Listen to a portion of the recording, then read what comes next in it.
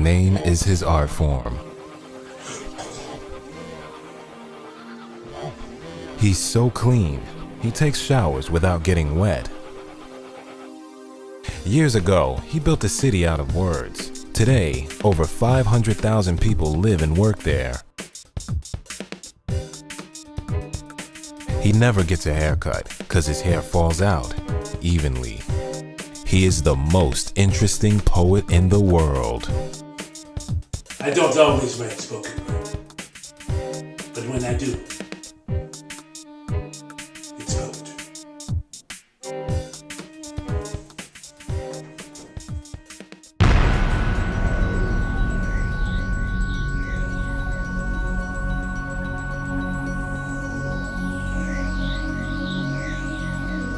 Dear Oprah, this letter is disguised in a poem.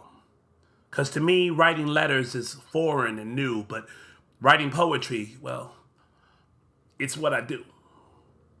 Dear Oprah, this was supposed to be written years ago. My mom grew up down the street from you in Kosciuszko, Mississippi, and when I was 16, I wanted to write you and tell you that. I wanted to tell you that my mom was great like you.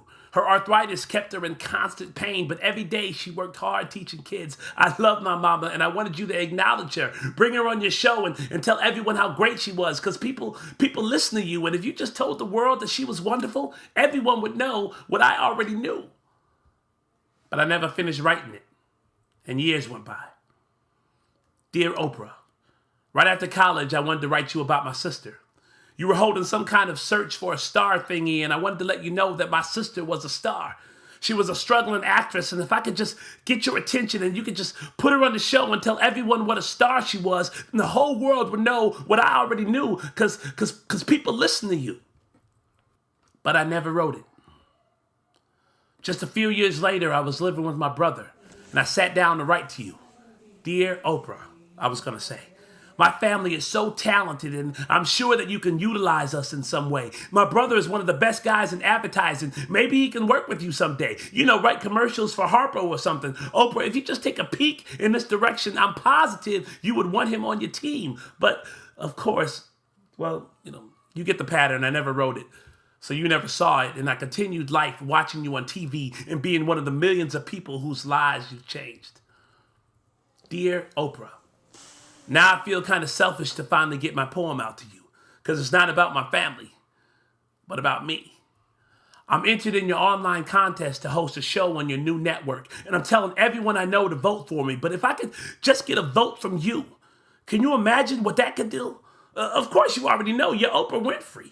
On January 2nd, 1984, you hosted your first episode. A gallon of gas was $1.10, and movies were $2.50. In that year, Apple released its first computer, and I was writing poems with pen and paper. Now a gallon of gas is over $3. Movies are $100 a pop, and that's a matinee. I write mostly using keyboards on my Mac. Things have definitely changed, but you've remained the same. What will the world say if Oprah Winfrey voted for me? I had to look it up to be sure, but when regular people click the vote button, it counts as one vote. But I think every time you click the vote button, it counts for like 100 votes. I mean, come on, you're Oprah Winfrey. You make bestsellers just by putting books in your book club. You make movies #1 by telling us that you went to go see it.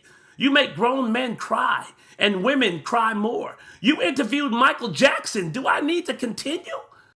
Dear Oprah, it's your show.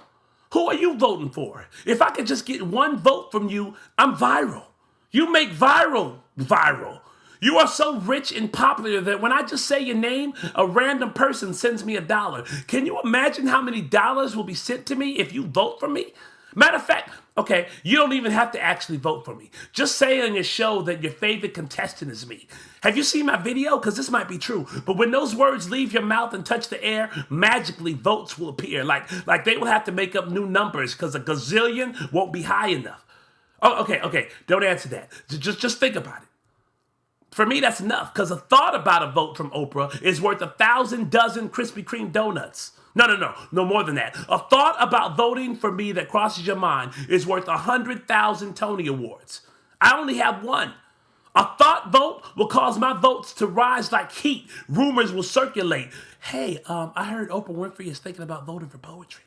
Everyone and everything will vote for me.